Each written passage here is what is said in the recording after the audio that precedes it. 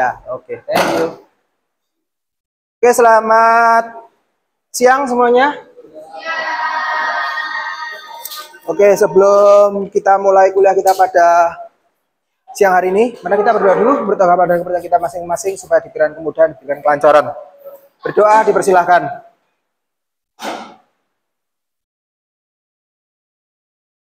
Berdoa selesai. Oke, sebelum kita mulai, absen dulu ya. Cek, gimana Karklin ya?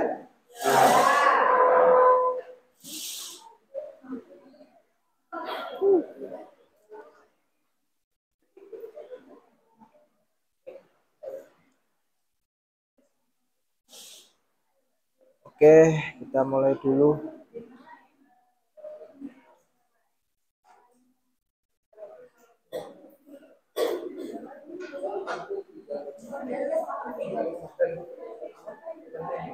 Kelas A atau kelas B, Gi? B. Oke. Yuk, masuk, masuk.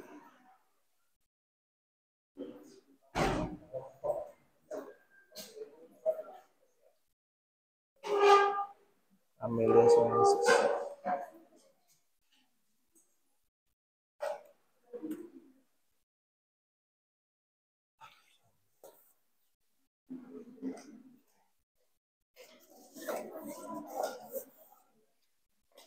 Ya,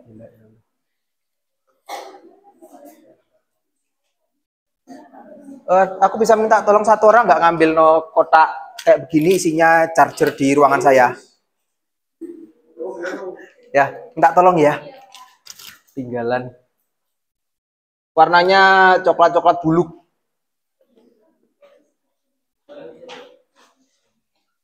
Kelas B. Oke, sekarang tanggal berapa? 2. Tanggal 2 bulan 4.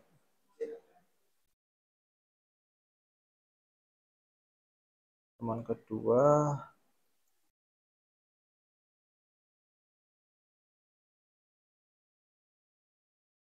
Oke, Rosa Amelia ada? Ada.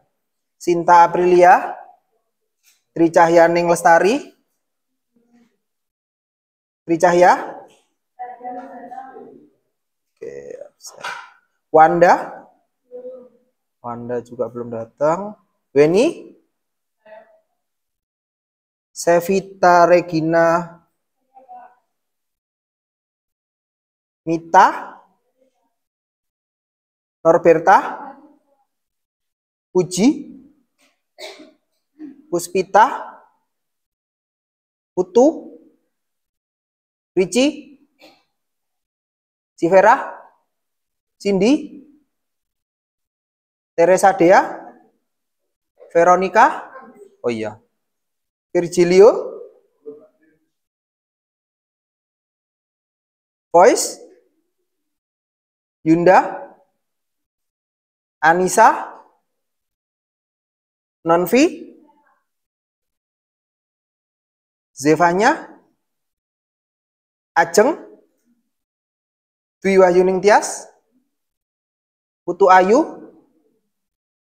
Aminatul Homsiah.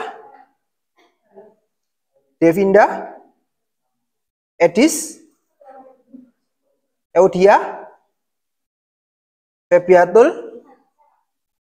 Renata. Mahda. Sakit. Oke. Raihan. Oke.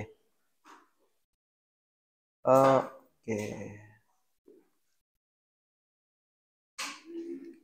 Oke, untuk materi hari ini kita akan belajar bagaimana cara menginterpretasikan nilai laboratorium. Ya, karena ini penting sekali. Buat apa? Buat apa istilahnya?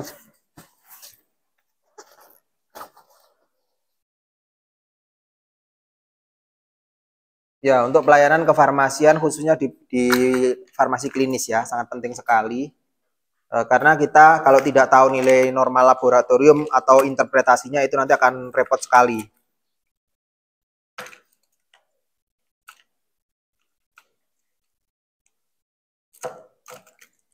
Oke. Nah, ini untuk materinya, ini pertemuan kedua ya. Nah, sekarang kan sudah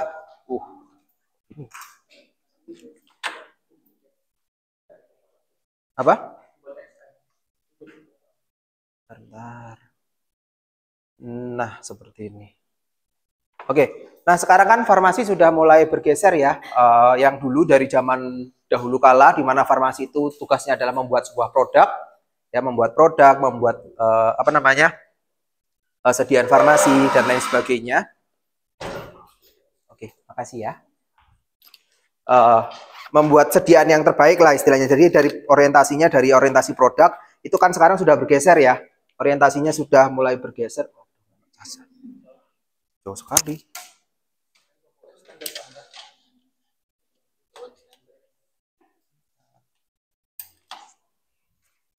Sampai enggak ini?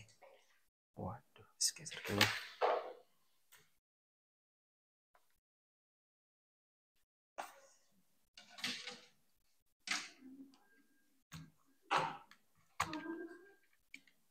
Nah, gini aja deh. Sah. Apa-apa? Hah? Tuh. Enggak. Baru aja mulai udah. Woi. Sini. Ya, dari dulu yang istilahnya orientasinya berupa produk, sekarang kan sudah bergeser ya. Apalagi yang farmasi klinis. Kalau dulu di apotek, istilahnya zaman mungkin saya kecil, itu kita bagaimana kerjanya ngerus obat, ya kan? Kemudian bikin puyer, bagaimana rekonstruksi obat, bikin OBP dan lain sebagainya. Tetapi sekarang seiring berjalannya waktu, ada yang namanya pharmaceutical care atau pelayanan kefarmasian. Nah, sekarang orientasinya sudah berubah, yang dulunya misalkan dari produk oriented, itu sekarang sudah bergeser menjadi patient. Nah, farmasi itu adalah ilmu yang mempelajari mengenai obat dari hulu hingga hilir. Dari hulu bagaimana cara pembuatannya, bagaimana sintesisnya dan lain sebagainya. Ke hilirnya apa? Ke pasien, penggunaan obatnya. Penggunaan obat. Ya kan? Bagaimana cara pasien supaya pasien itu mendapatkan obat yang optimal, efek terapinya baik, efek terapinya itu besar, tetapi efek samping kecil. Nah, itu yang kita pelajari di sini. Karena kita sudah orientasinya, apalagi nanti kalau ada yang bekerja di bangsal, mesti orientasinya seperti ini. Seperti itu. Jadi, kita juga harus tahu bagaimana caranya untuk membaca nilai-nilai lab yang ada yang ada pada pasien ini. Nah, kenapa sih nilai laboratorium itu penting? Nilai laboratorium penting itu, yang pertama adalah utamanya adalah clinical decision dalam penentuan keputusan, membuat sebuah keputusan secara klinis. Ya. Nah, kenapa clinical decision itu penting? Masih ingat 9 Star Pharmacy? Salah satunya adalah decision maker kan? Bagaimana cara kita membuat sebuah keputusan? Dalam membuat sebuah keputusan, kita harus didukung oleh data. Nggak boleh kita sembarangan. Misalkan kita dalam mengambil sebuah keputusan, kita tidak boleh like and dislike. Oh, aku suka obat ini karena bentuknya ungu, warnanya pink. Nggak boleh. Ya kan? Tetapi kita harus berdasarkan data. Salah satunya apa? Salah satunya adalah data laboratorium. Oke? Nah, clinical decision itu penting, bisa kita turunkan dalam apa? Yang pertama adalah drug selection and usage. Mengenai pemilihan obat yang tepat. Ya. Dan penggunaan obatnya. Sebagai contoh, siapa yang di sini pernah mengalami demam berdarah? Pernah, saya juga pernah, rasanya tidak karu-karuan. Ya. Nah, pilihan pertama dari demam berdarah, obat pilihan dari demam berdarah, dengue, itu kan adanya peningkatan suhu kan? Suhu naik. Oke, kalau misalkan kalian tak kasih pilihan, dikasih soal, ada obat A PCT, B. Ibuprofen, C. Antalgin. Maka obat yang paling cocok untuk kasus demam berdarah adalah yang mana?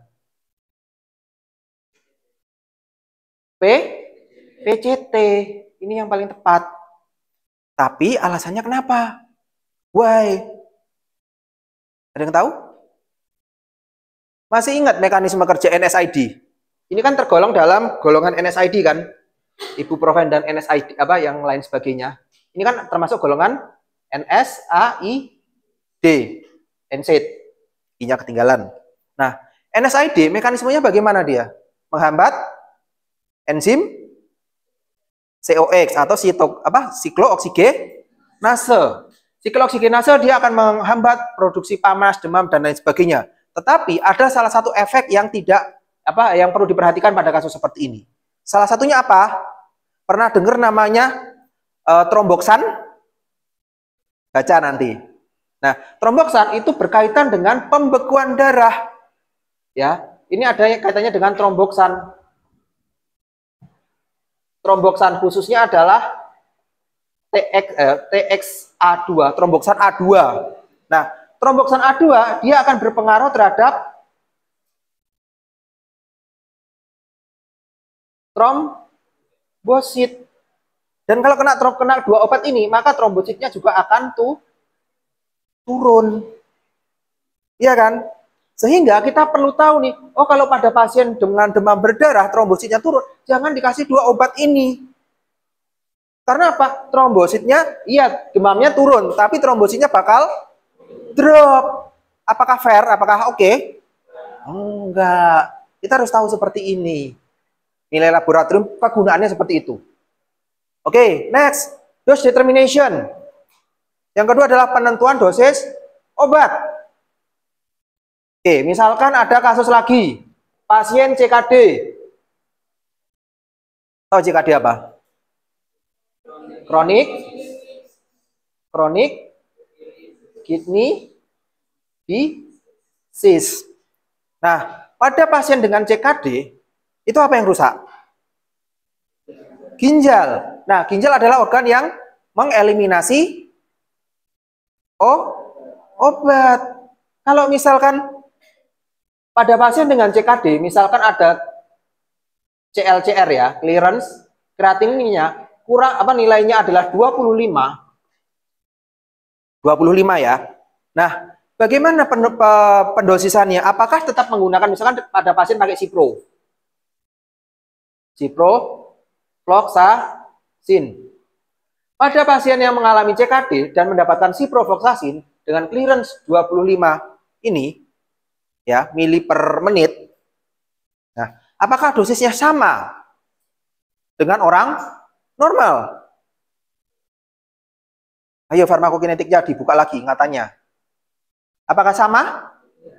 Berbeda. Karena apa? Karena clearance-nya ini mengalami penurunan, pembersihan darahnya menjadi berkurang, sehingga harus dikurangi. Ya kan? Berapa pengurangannya? Ya, berapa dosis yang dikurangi? Nah, kalian harus menentukan nih based on clearance kreatinin atau berdasarkan literatur. Yang paling gampang pakai apa? Sekarang kan semua mesti punya HP ya. Ada yang namanya Medscape. Kalian lihat, oh kalau misalkan pasien dengan clearance kreatinin 25 dapat cipro, berapa dosisnya? Dosisnya berapa? Iya kan? Nah, itu adalah salah satu juga clinical decision. Ini saya lagi membimbing semester ini, membimbing kakak tingkat kalian yang penelitian tentang ini. Apakah ketepatan dosis pada pasien yang mengalami gagal ginjal? Apakah dosisnya sudah tepat atau belum? Iya kan? Karena ini menarik sekali dan itu juga ranah kalian sebagai seorang farmasi. Kemudian berikutnya mengenai effectivity and safety. Keamanan dan efektivitas. Oke, saya kasih contoh lagi. Ada pasien mengalami DM, diabetes mellitus ya.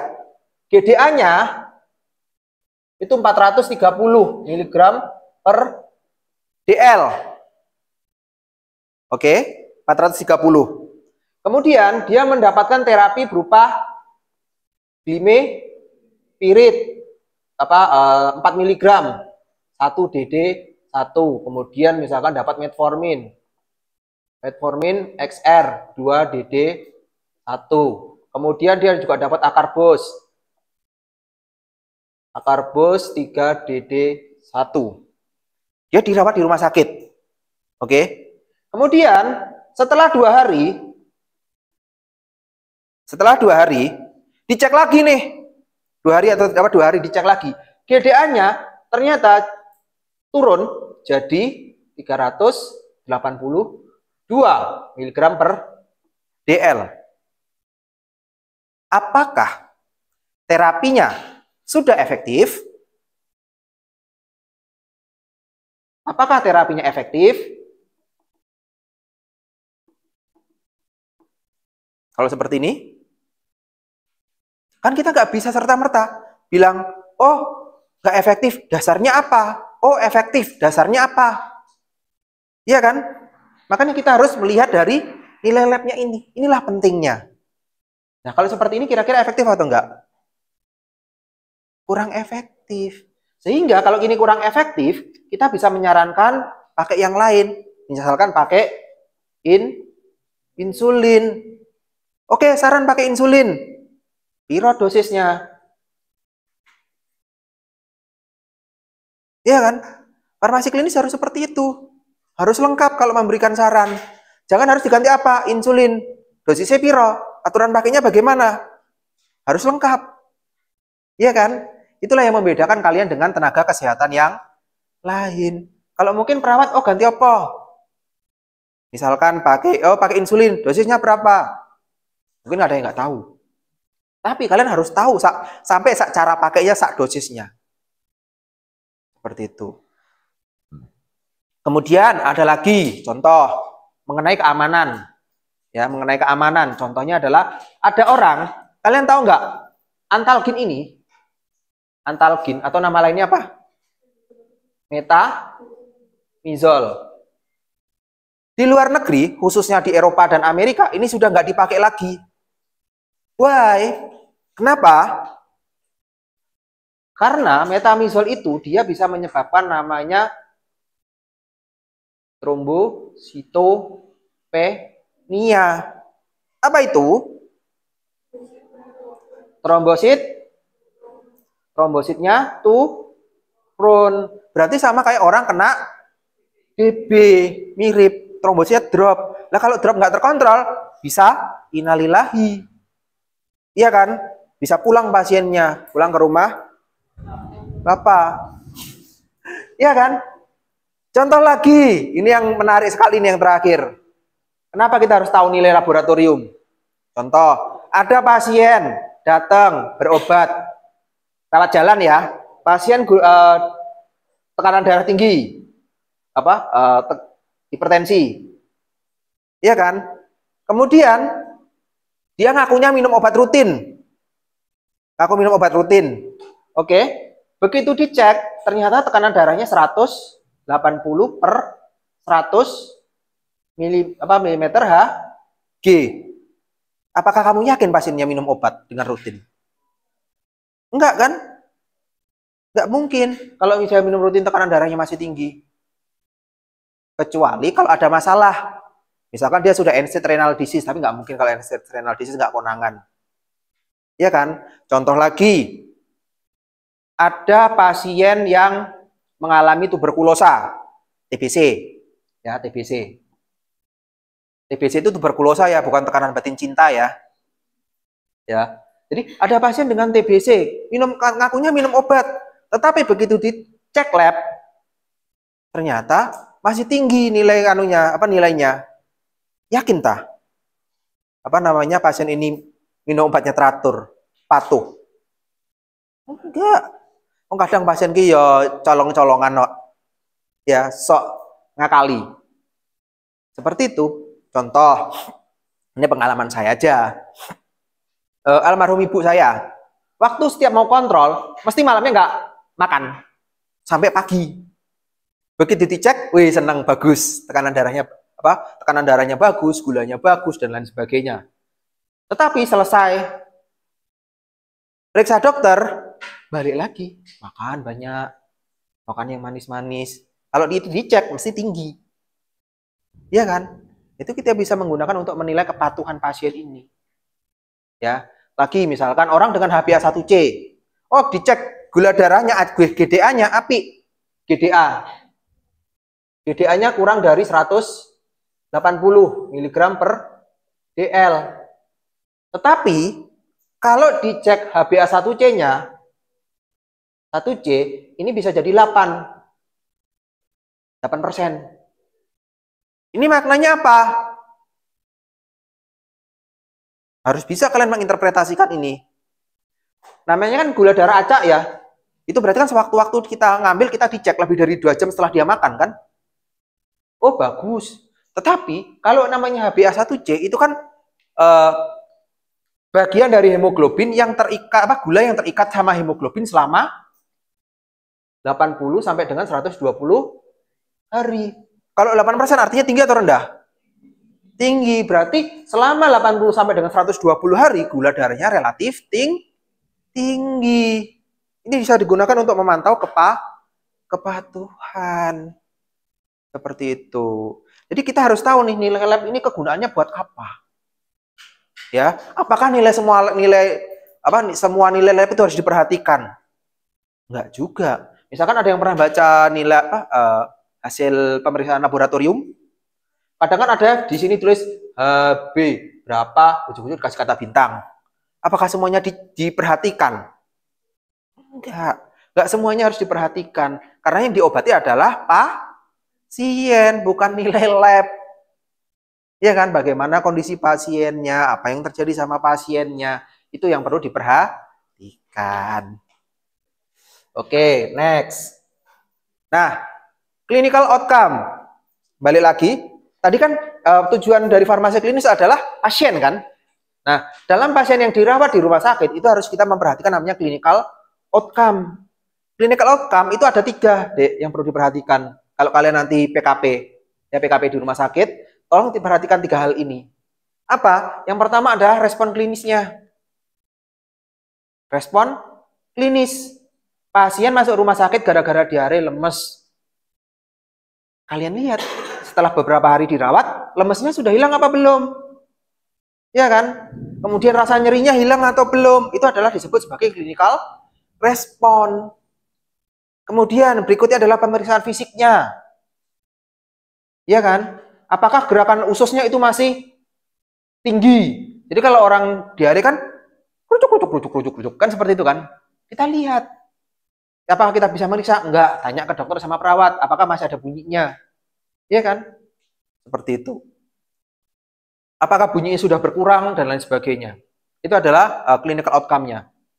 Yang terakhir adalah diagnostic and laboratorium data. Nah, 2 data yang awal itu bisa bersifat subjektif. Bisa bersifat subjektif. Kadang ada pasien itu kadang ya 1001 kelakuannya. Ya kan? Begitu diperiksa dokter mengaku nggak ada keluhan apa-apa. Tetapi begitu perawat yang datang atau apoteker yang datang atau fisioterapi yang datang ada aja keluhannya. Iya kan? Itu bisa bersifat subjektif. Nah, tetapi kalau yang berupa data laboratorium atau data diagnostik itu merupakan suatu data yang bersifat objektif. Datanya bisa divalidasi kebenarannya. Seperti itu. Ya, kita harus memperhatikan ini. Nah, kalau misalkan clinical responnya oke, kemudian physical examination-nya oke, kemudian nilai laboratoriumnya sudah oke, kalau dokter menyarankan oke sudah boleh pulang, ya kita tinggal nge-follow up bagaimana penggunaan obat pulangnya dia. Seperti itu. Atau kalau kita rasa belum, ini sebaiknya jangan dulu deh pulang, karena kalau pulang beresiko begini. Karena kita punya dasar seperti ini. Ya kita sampaikan di CPPT itu, di rekam medik itu. Kita sampaikan, kita tulis seperti itu. Ya mungkin itu nanti bisa menjadi pertimbangan untuk dokter apakah memang benar pasiennya boleh pulang atau